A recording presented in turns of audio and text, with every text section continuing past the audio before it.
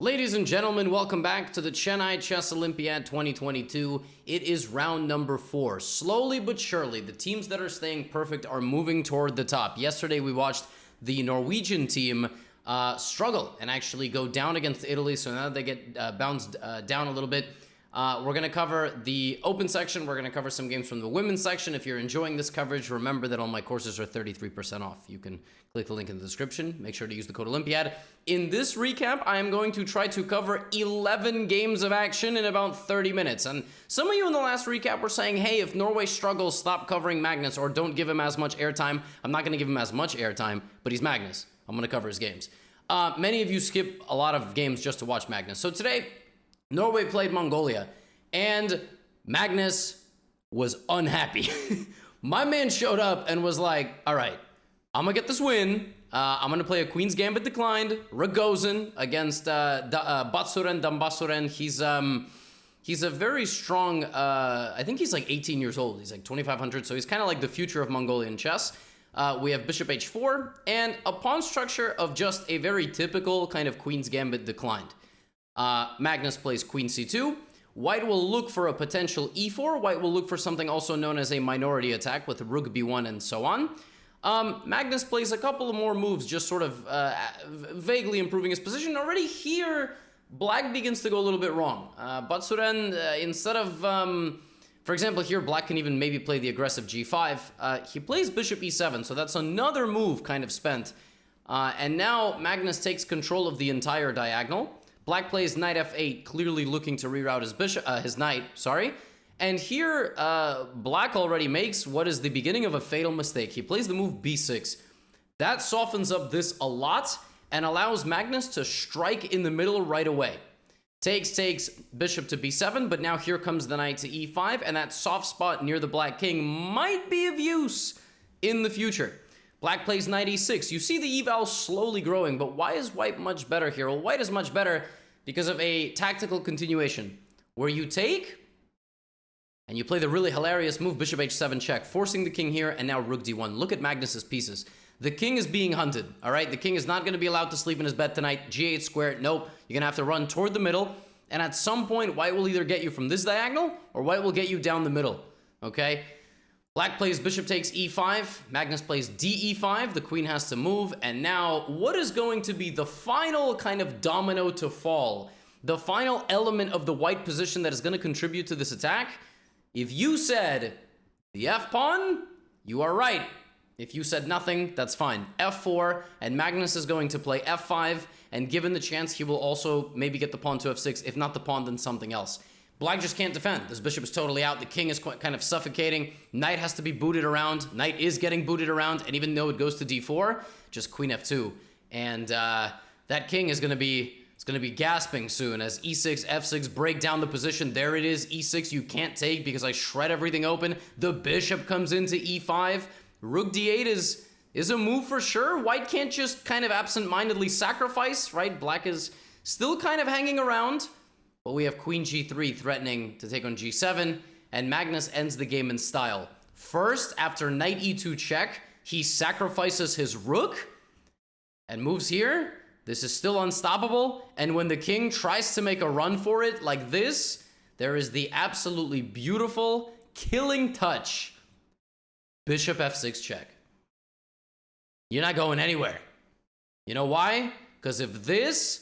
There's Queen E5, King E7, and discovered check, and you just get absolutely slaughtered. Bishop G6 and mate. And if Bishop F6 check and you take with the pawn, there is kind of the same problem. Here, Queen G6, and Queen G8 is made on the next move.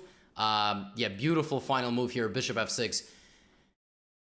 But Norway lost on board 4... which left one game remaining between Gundava and Tari, or should I say, Bayar Saikhan Gundava. All right, I take pride in pronouncing Mongolian names. And Ari and Tari, we're actually going to go all the way to move 30 for this game because, as you can see, White is hunting the Black King. The position is equal, but Ari and Tari makes a fatal mistake on move 37 and is completely lost. Rook A8 check here, All white has to do is give this check and play the move g5, and white is totally winning. White's game plan here, like let's say c3 is played, is here, king d7, queen f7, and you're just gonna lose the queen. There's check, or there's check, okay? And then there's check. All you gotta do is play the move g5, and it's +8. And white repeats moves!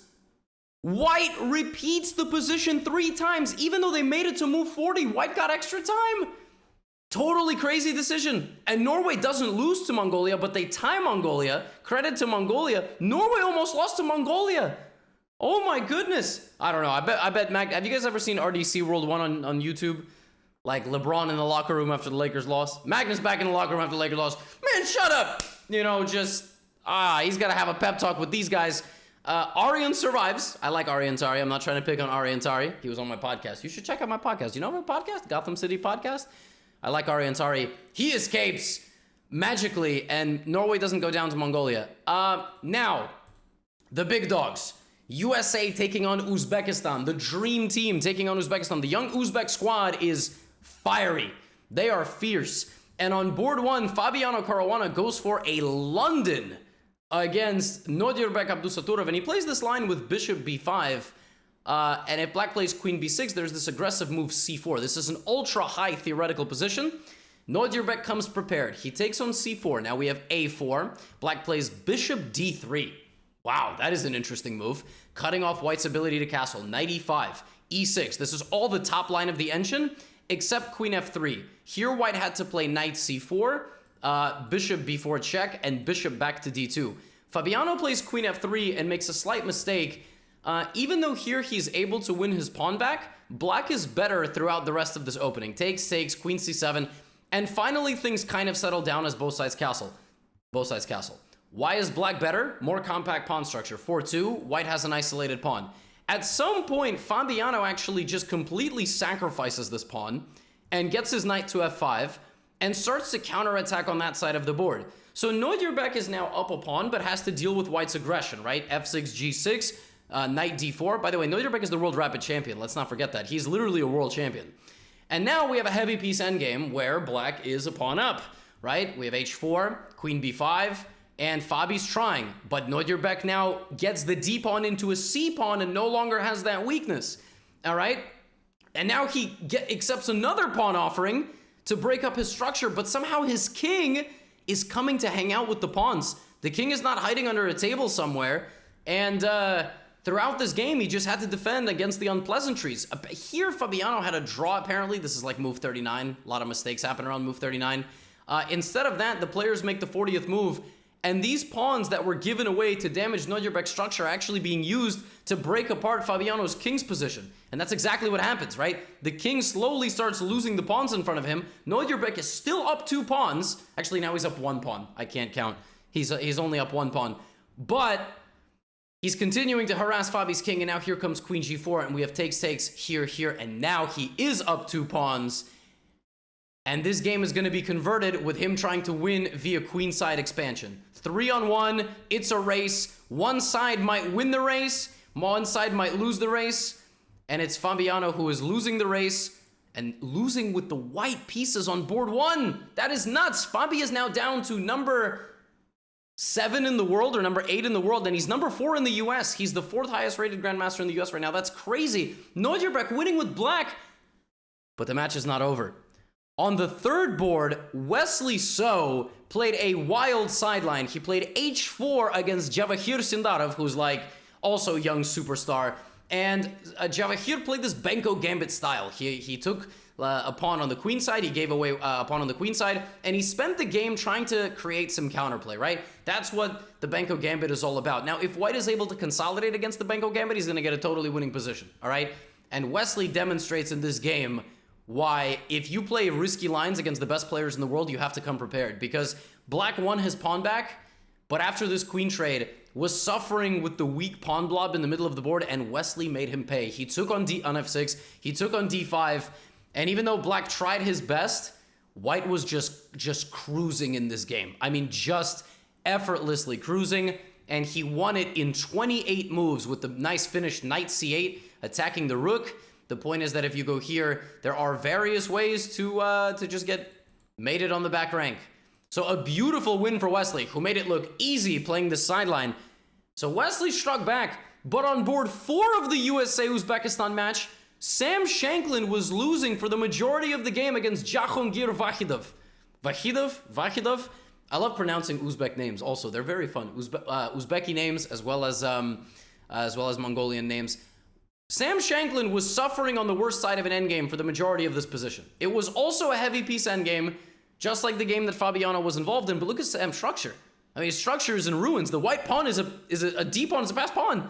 So all white has to do is not trade at the wrong moment, and white will win this game, and that is what he did. He traded at the right moments, sent this into a rook endgame, brought his rooks to the middle, and just slowly sucked the life out of black's defenses. The rook snuck in, the king got in, the other rook got in. He was playing a perfect game. He built up an advantage of +8, which means it's literally over. This position is over. It says +3, that's because Stockfish hasn't even figured out the rest of the position yet. It's over. Okay, it's over because you're gonna move and promote. Move and promote. Sam's got like one final opportunity remaining, and it's maybe to promote that pawn. All white has to do here is play take, rook here, king's gonna move. Let's say it goes to e5. You can play king e8 here. You can also just play rook b6. The game is over. That's it. It's over. But instead of that, Vahidov plays a4. And this one move allows the tempo b3 and suddenly b2. And there's no way for white to get out with the king and shield the king from checks. Rook b5, king g6, and the game simply ends in a repetition of moves because the white king has nowhere to go. Totally nuts. Uzbekistan was one move away from upsetting the American team. That is crazy. Credit to them. They have 3.5 out of 4. What a fight by them, though, and I mean, wow. I mean, and credit to Shanklin for not giving up. I mean, honestly, credit to him for just, you got to play moves, right? The game's not over till the game is over. So crazy stuff there. On board 1, France drew with India, with the kind of Indian superstar team. That game was, that was a 2-2 match. US tied 2-2 with Uzbekistan. The next match that I have for you was decided by one decisive game. It was the match between India team number 3. Yes, they get multiple because they are the host country. Versus the Spanish team, which is stacked, by the way. Spanish team is like average rating 2680. And this game decided the match. The other games were drawn. This was a Catalan with bishop b4, dc4, and black attacking the middle with c5. In general, if black equalizes in the Catalan, life is good. Nobody really complains. In this position, you see that the evaluation's about equal. Black has a little bit more space and is sort of restricting this bishop. But white has a way of creating some initiative with bishop g5 and targeting this pawn. So, bishop f5. b4, interesting idea, sacrificing the b pawn to get the knight to e3. Rook b1, and you're kind of noticing that black is up a pawn. Like, white gave the b pawn, and, you know, he could have, in this position, for example, played knight d5. And if queen d6, he could have played, for example, here, check, and then took on b4. That was a potential, you know, thing. Of course, black wouldn't have to take on g7. He probably would have moved his rook. But it's an equal position. But instead of that, Abhijit Gupta he never got his pawn back. And he continued to have pressure, but he never really got his pawn back. And black allowed the pawn on b7 to be captured. I mean, okay, allowed the pawn to be, you're going to get the pawn. But for what? For the damaging of white's structure, right? We have this. And this just is just a little, like, how's the bishop getting out, right? So we have rook e8, blockading, again, that pawn, right? You're not letting him get out. Queen b5, queen e5. Where's the bishop on g2 going? Black enjoys a very slight structural advantage here. And you would think that you don't want to make this trade, but you do, because now rook b8, rook d5, black has f5. And black is going to use this ever so slightly advantageous structure to never allow white's bishop to leave.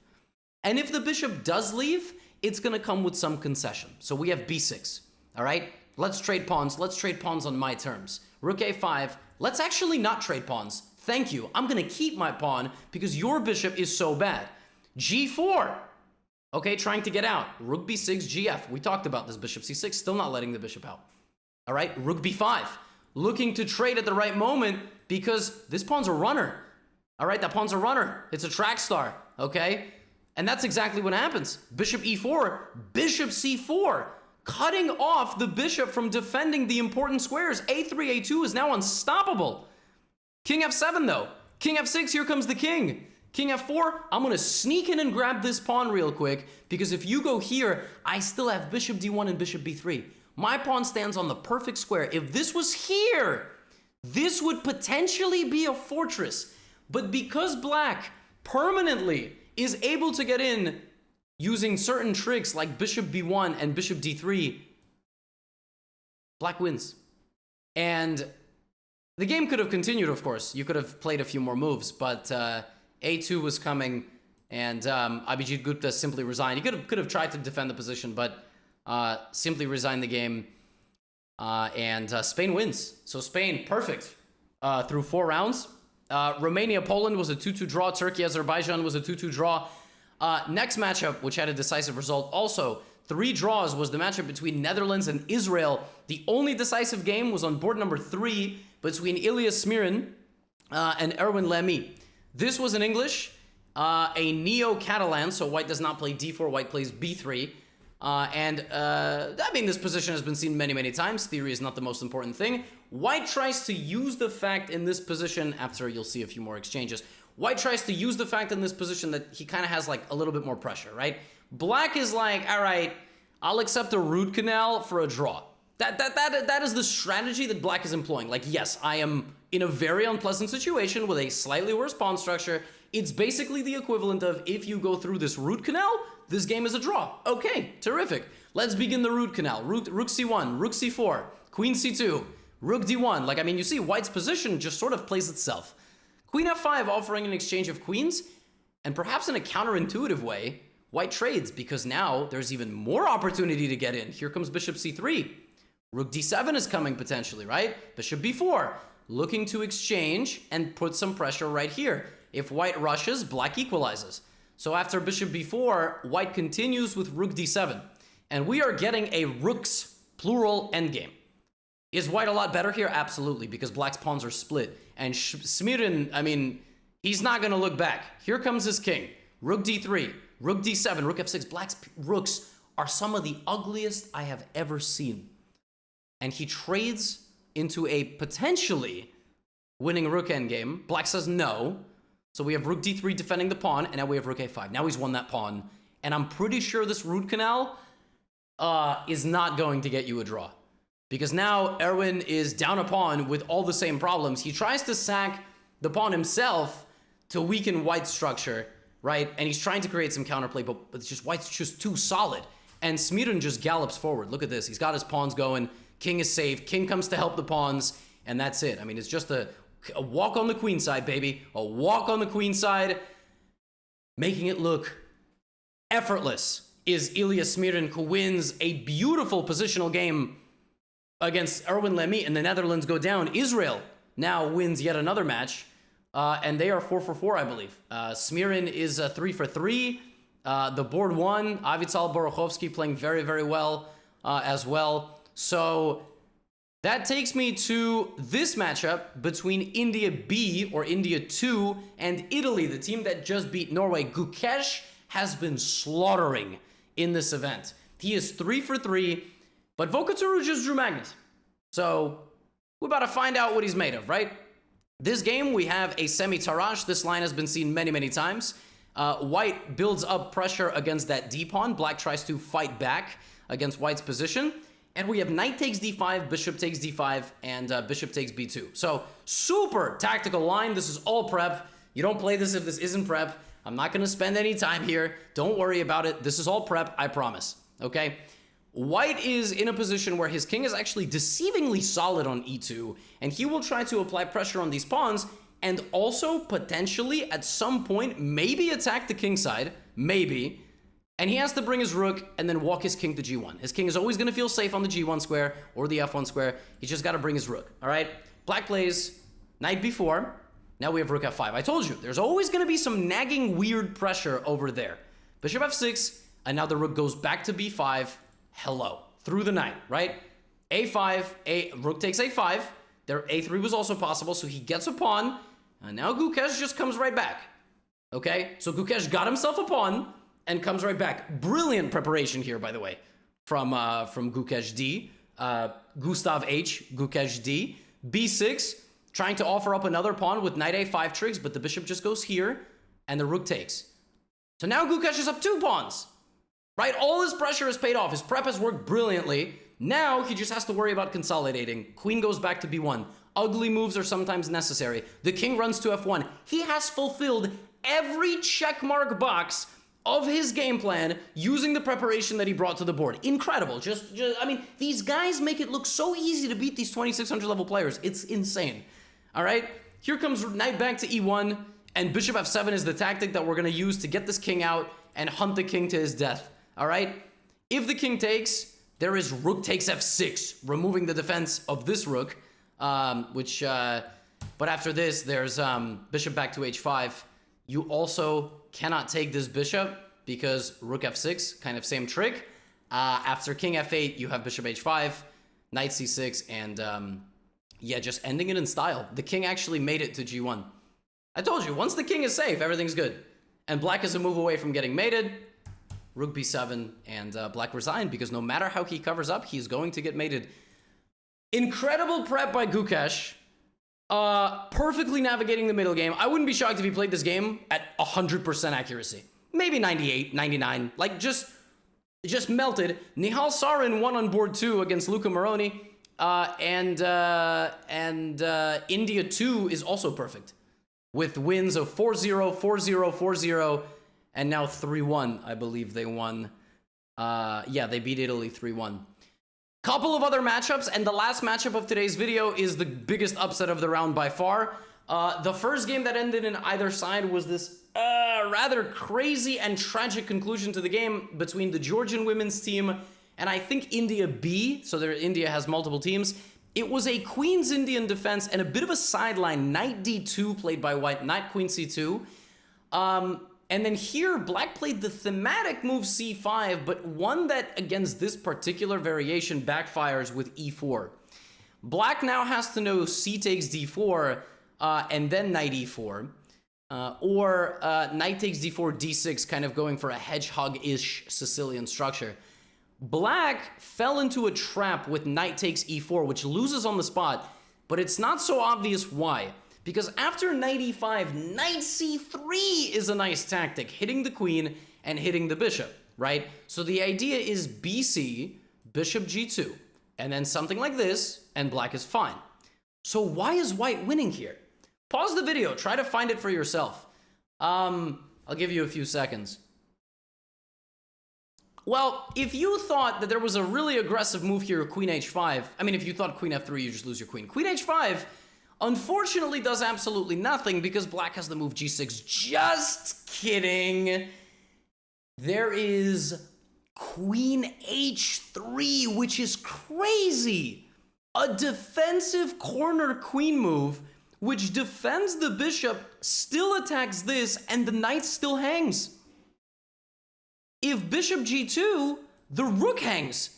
And if you guard the rook, you lose the knight. And this is where black resigned. 12 moves. That's crazy that even at the average rating of like 2380, these things happen.